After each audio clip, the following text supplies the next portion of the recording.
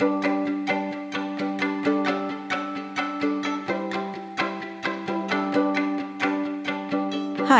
it's Jen Richler. Welcome back to Can We Talk, the podcast of the Jewish Women's Archive, where gender, history, and Jewish culture meet.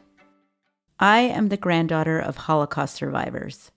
My mother's parents, Manya and Israel Helfgott, both grew up in Kielce, a Polish town of about 65,000, a third of whom were Jewish. They were teenagers when the war started and survived the ghetto, forced labor, and concentration camps. They both lost nearly all their relatives in the Holocaust. I think about my grandparents every year as Yom HaShoah, Holocaust Remembrance Day, approaches. I think about their stories and what it means that I've inherited those stories as part of the third generation, the grandchildren of survivors. Rachael Cerrotti is also part of this third generation. She has made a career out of learning and sharing her grandmother's story and helping others do the same with their family stories. The Holocaust survivor generation has given us such a gift by how they've recorded their stories. They've given us such a gift in learning not just about the war, I would say, but more about what it means to live a long life. What a wonderful set of lessons for us. Later in this episode of Can We Talk, Rachael and I talk about how we make meaning from our ancestors' Holocaust stories, how we share them, and how we connect them to what's unfolding in our lives and in the world around us. From the time I was little, I noticed how differently my grandparents shared their Holocaust stories. My grandmother, or Bubby, as I called her, rarely spoke about what she'd been through, but my Zeta wove wartime anecdotes into the fabric of our everyday lives, in the car as he drove me to a music lesson, lingering around the dining room table after dinner on a Friday night. The stories were very detailed. He could even describe the weather conditions on a given day. Sometimes they were surprisingly positive, a time he was given an extra portion of food, for example. As vivid as his stories were, I never wrote them down, and over time they faded into fragments. My mom died in 2000 when I was 22. Just as I was becoming more curious about my family's story, I could no longer go to her to fill in the gaps. So in 2007, when I was visiting my Zeta and my husband Noah suggested recording some of his stories, it seemed like a good idea. We sat at the dining room table in his Montreal apartment. Even though it was just Noah and me visiting, my Zeta was smartly dressed as always, in neatly pressed trousers, a collared shirt, and suspenders. In this clip, he's telling me and Noah about his forced labor in a Polish factory in 1941 and 42. For some reason, he was assigned to work in a factory with non-Jewish Poles, rather than with other Jews. We get a piece of steel, we put it in the machine, and made the whole thing very precise, interested to work. And it happened that they liked my job. It's good. What were you producing? What were you making? We produced, this was anti-aircraft. It was a bullet. The size from a Coca-Cola bottle. And when I worked on the machine, next to me was a little table, a chair and a table. Always sits a woman there. Every piece what I made, she takes and checked if everything is correct. How many hours a day did you have to work? The Jews work 12 hours a day. And this place where I work is 8 hours a day. From 7 o'clock in the morning to 3. And the next shift was 3 o'clock to 11 o'clock midnight. And the third shift was 11 midnight to 7 in the morning. A little later in the conversation, he described being liberated by American troops while on a death march toward Bergen-Belsen, a German concentration camp. The liberation was terrible. Why? We were on the way. They took all the people to one place, from all the camps to Bergen-Belsen. Yeah. And we were on the road. And one evening, the night was falling down, and I was in the first row with the assessment standing both, and a motorcycle came up from the other side. We want to speak to the leader. So we understood German. He said, the American coming in 10 minutes here. And when the night fell down, and the American came. But while the American came, the German was shooting on us. machine gun. The American here, he thought that it's against them. But you put the heavy artillery, and I was laying on the road. Like they're Right over your you. head. But did you know before the Americans came? Like, did you know that the Germans were losing the war? Oh yes, Everyone they knew. Everybody. How did you know? We hear all these kind of stories. One German came in over to me. He was a prisoner. He said to me, he didn't call me Helfgott. He said, Gott help. Gott help, he said, for Easter we're going to be home. After the shooting, I was laying in a field, in the bush, in the forest. And I was laying there. I hear the shots out here. I fell asleep. The interesting is I fell asleep. I had a dream. I had a dream that I'm sitting in the house, the whole family, Friday night, we eat supper. So when I slept, and I said, okay, I wake up, I looked up. It's a daytime, it's bright. I stood up, I looked out American Indian.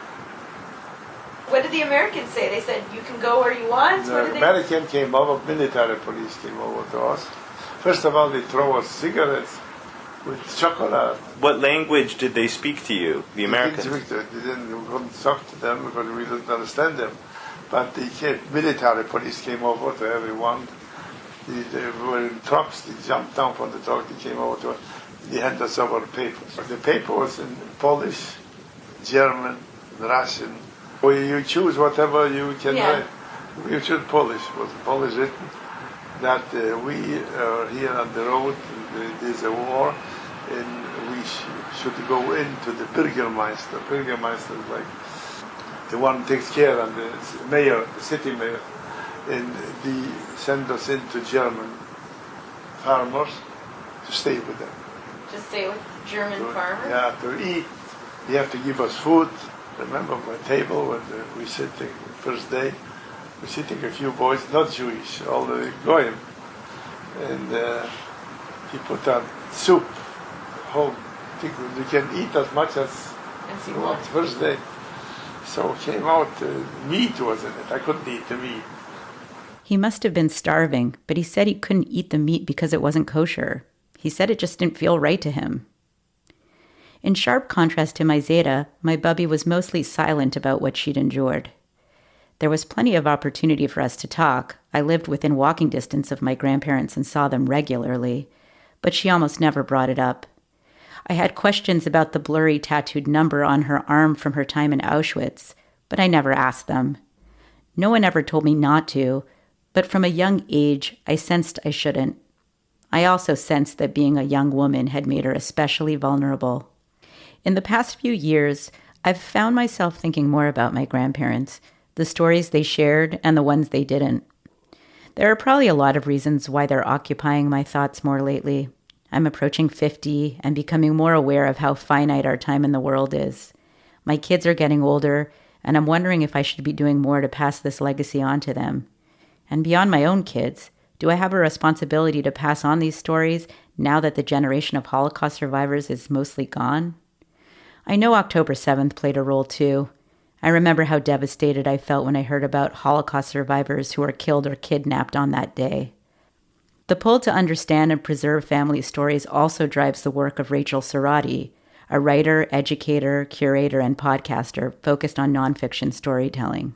When Rachael was in college, she asked her grandmother Hannah to tell her Holocaust story, and she wrote down everything Hannah told her. In 2010, Rachel's senior year, Hannah died, and Rachael and her mother were tasked with sorting through a huge archive of Hannah's mementos, boxes and boxes of letters, photos, and journals dating back to the 1920s. A few years later, Rachael set out to literally retrace her grandmother's Holocaust story, starting in Prague, where Hannah was born, and following her trajectory through Central Europe, Scandinavia, and eventually to America. Rachael lived in every country Hannah had lived in and tracked down people Hannah had mentioned in her letters and journals, including people who had saved her and their descendants. She even lived for a month with the granddaughter of a Danish woman who had taken Hannah in through a program that rescued Jewish children from Czechoslovakia and trained them in agriculture, before sending them to Palestine. In 2019, Rachael partnered with the Shoah Foundation to tell the story of her journey in a podcast called We Share the Same Sky, and later published a memoir by the same name. Rachael has also worked with survivor testimonies from the Rwandan genocide and other atrocities. I've always been really fascinated by memory. Like, that's kind of the field that's my lane, is working with memory. And I love working with memory because it's so fallible, and it changes with time. So your facts, like, I'm not a historian. I know history. I'm not a historian. I'm not hyper fixated on what the facts were. When we talk about wanting to pass down the story, for me, that's really important, because what it does is it reminds us that, like, people who are going through war today, or people that we read about in the media, that, like, nobody is just that one story that we're hearing. It was interesting to me to hear about and read about the ways that you took this on in the way that you did. I grew up with a lot of stories, and I think as I got older, I think I felt some responsibility to carry those stories. But I have not taken that on in the way clearly that you have. Do you think that all descendants in some way are responsible for being the keepers of their family stories? I think that there are times in one's life when family history serves as a source of strength, as a source of direction, as a source of clarity, particularly when the world feels as confusing and scary and on edge as it does right now. I think the past can be an anchor to the present in a way that certainly is important. And I really believe that family history is a bridge builder. Like, I believe that taking the time to spend time with my grandmother's story, and you don't need to spend as much time as I did, but to spend time, it means that I have a better ability to relate to other people who've spent time in their family history. So when I go to Rwanda and work there, and I can speak with my peers who may have survived the Rwandan genocide, I have some sense of myself that grounds me in a way that allows me to listen better to them, that allows me to have some perspective that gives me some sort of bridge of connection, even though we're from completely different parts of the world and languages and backgrounds. And so I think family history can serve as a tool in so many different ways in our life. Whether or not it's the responsibility of all of us to carry everything, I think that's too much. But I think there's times in our life where we are called on to remember, and we should hear the call and take it and, interpret that for ourselves in the way that we need it. You said something about how, like, your grandmother's stories have provided a lens through which you see the world and understand your own life. Can you say a little bit more about that? Sure. Yeah. I mean, I knew my grandmother's story from a young child, but it really wasn't until I started more deeply digging in, and by that I mean, like, when she and I sat down to start talking, that, the world around me just started to be shaped by the past. As politics have shifted, what I've learned about, the period of life in which she grew up in. So she grew up in Prague, which, Czechoslovakia was formed in 1918 at the end of World War I, and was this, like, art-centric, liberal-minded, democratic country. And she would tell me that, like, she would hear her parents talking throughout the 1930s when she was a young child that, like, it can never happen here. It can never happen here, talking about the anti-Semitism in neighboring Germany. That shaped me throughout the 2010s when I started to more deeply work with her story and began teaching it in classrooms and developing, the podcast, the book, the curriculums. Like, those words echoed, throughout my ears and my mind. So there's that end of it. There's, like, the politics end of it. But also in my own life, it was 7 years into working on her story that I was widowed young. I was 27 when my first husband passed away, and he was Polish, and he and I had met at Hebrew University as college students in Jerusalem. And he was from a Polish Catholic family and deeply interested in Jewish history. And so, we were best friends for a long time and romantically got involved when I was relocating to Europe to work on my grandmother's story. So it was very much because of her that he and I got together. And being a part of his family, being that they came from such a different history in Europe, which was very present for them because they still lived there, was really a really important part of how I related to my grandmother's story. But I would say my most dramatic example of all this was when he passed away when I was 27, and he died from an unexpected heart attack at the age of 28, like a total statistical anomaly 2 weeks before our first wedding anniversary. And when he passed, and I talk about this in the book and in the podcast, I was sitting at, his bedside in the hospital, and I couldn't stop thinking about my grandmother because I just felt like this deep sense of fraud that I had been working with her story for so many years, and I never really talked about grief, and I never really thought about grief. And that was really a very stark moment for me to recognize that I was very limited on what I could understand about her story. And I think it dissolved a lot of the arrogance a lot of us 20-somethings have. And that was kind of my entrance into a much more humble version of adult life, where I recognized that I could spend the rest of my life, which I probably will, immersed in her story, and I still would be limited on what she actually experienced and what she felt, and that had to be okay, and that had to be more than okay, that had to be good. This was not the goal, was to fully understand. The goal was to be connected in the way that I needed to in that moment. And I would spend the next many years actually like retracing my own footsteps in retracing her footsteps, and rereading her diaries again and going back through her whole archive again and seeing her story so differently. Like the spaces of silence were much louder for me. And there were certain passages that I had kind of glossed over before that stood out as the most important words on the page. And it was all these like subtle moments of grief, and like the one line in a letter where she mentions that, she didn't tell her story to the guy on the train because she thought he would think it's weird that she had no family. And I started to recognize that like I was doing some of those things. Like I was intentionally curating my own experience as a young widow because it just opened up too many questions sometimes. And so my grandmother's story really ended up becoming like a guidebook for me of how to move through grief, and still is. And now I said ever before I got pregnant, but now certainly that I have a child, that once this chapter opened up to me, I was going to have to like go back through everything again and find all the passages I missed, because now I could understand a child, but now it's like, now I have to think about her parents differently. Like, what does it mean to send your child away?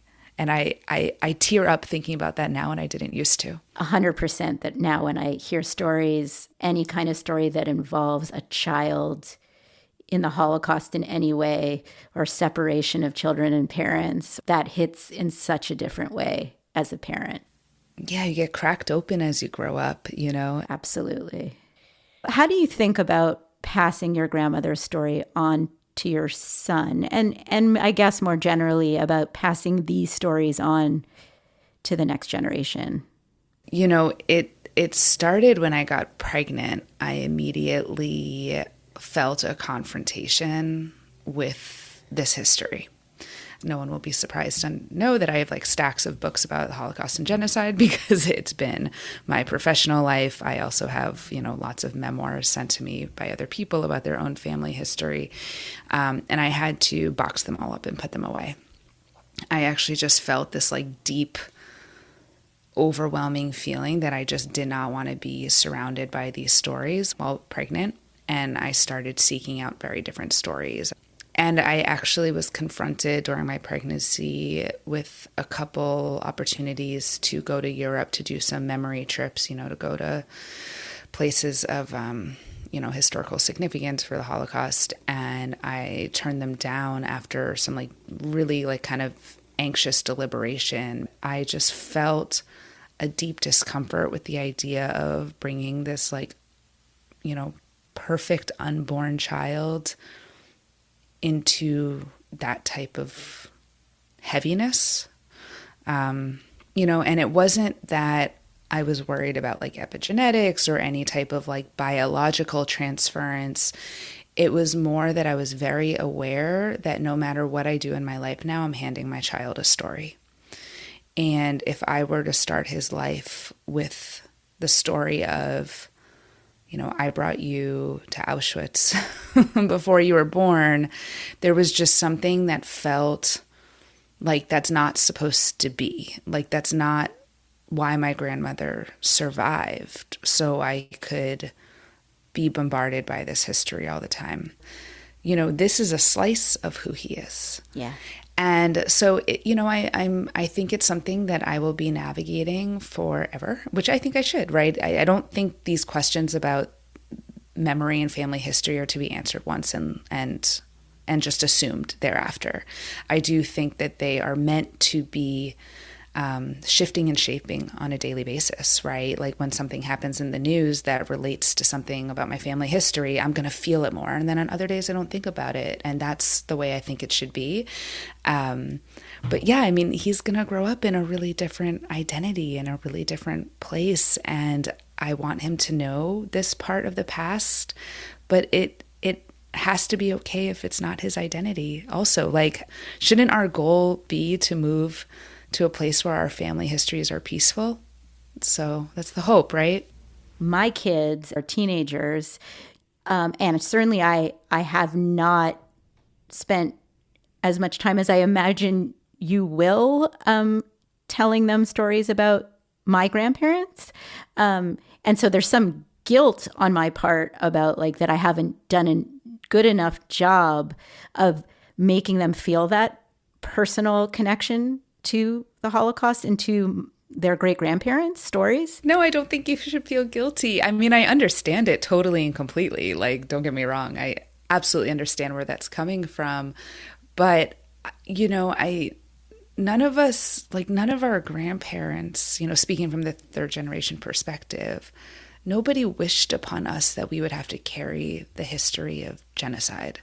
With that being said, I think it's important to know history, but it's also important to have the space to learn other people's histories, to be able to carry the weight of, the evils in the world today, which there are plenty of happening, and we only have so much bandwidth.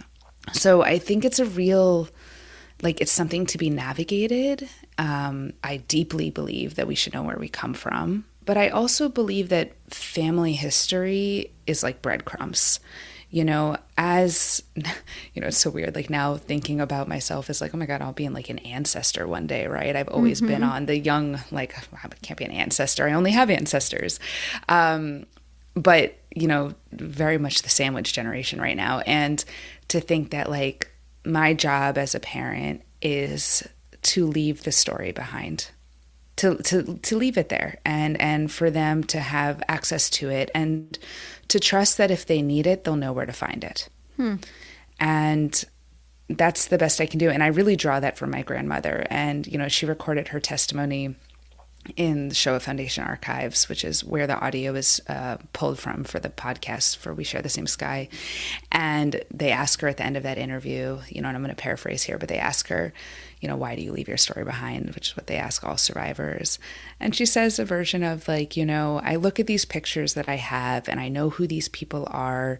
And I think about the fact that when I'm gone, no one will know who these people in the photographs are. So I'm going to leave it behind. And if they care, it's here. And if they don't, I won't know. And she was a blunt woman. You were just talking about personal loss and how that changes the way you relate to your grandmother's story. What about, the kind of tragedies that happen on a much larger scale? Mm-hmm. I'm especially interested to hear you talk about how the events of October 7th affected the way that you related to your grandmother's story and the need to share that story. Still ongoing, how I relate to it. In 2023, I partnered with the Florida Holocaust Museum in St. Petersburg, Florida, to turn this into a museum exhibition, which was a total dream, but it was a task. And I was coming off of being very burnt out. I got a little sick from burnout that I had to tend to.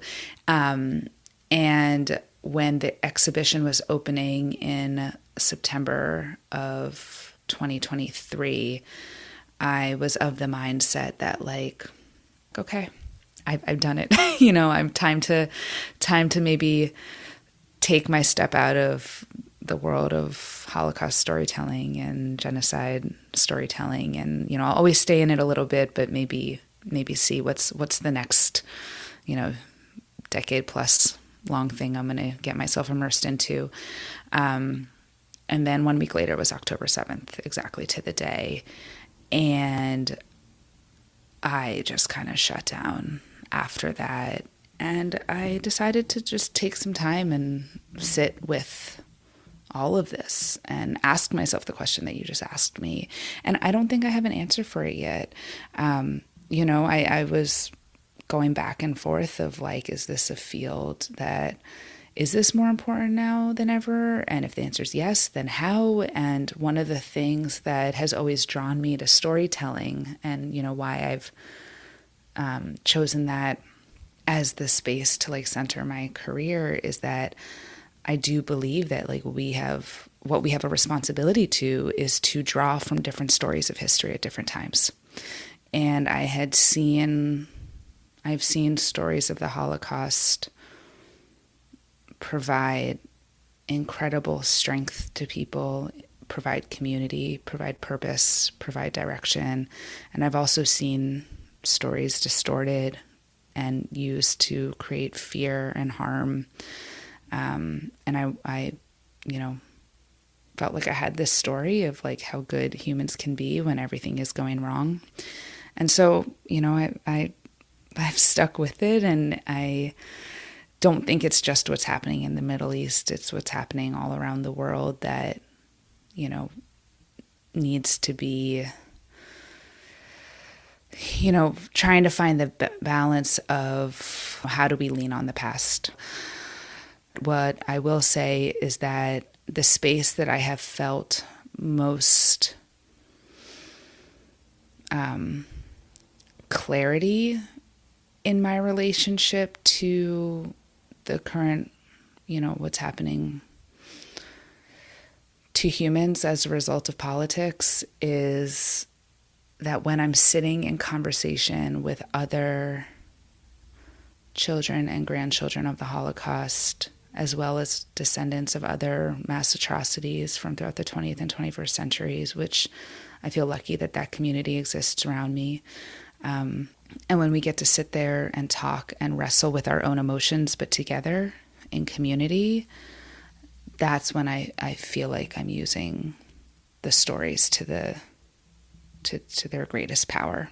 Is that when we're sitting and we're sharing and we're asking ourselves and we're doing the very Jewish thing and questioning ourselves and saying, what stories do we need right now? Why?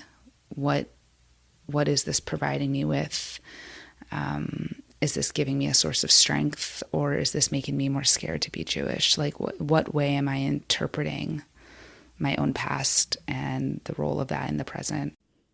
I'd like to think I'm not alone in these feelings among kind of the third generation of what is this story that I have inherited and these memories that I've inherited, and how do I understand them, and how do I make meaning from them, and just things that maybe I sort of put off to the side for a long time or just didn't want to pay that much attention to are starting to feel more pressing for some reason. And so I guess my question to you is, do you have any advice about that you could offer?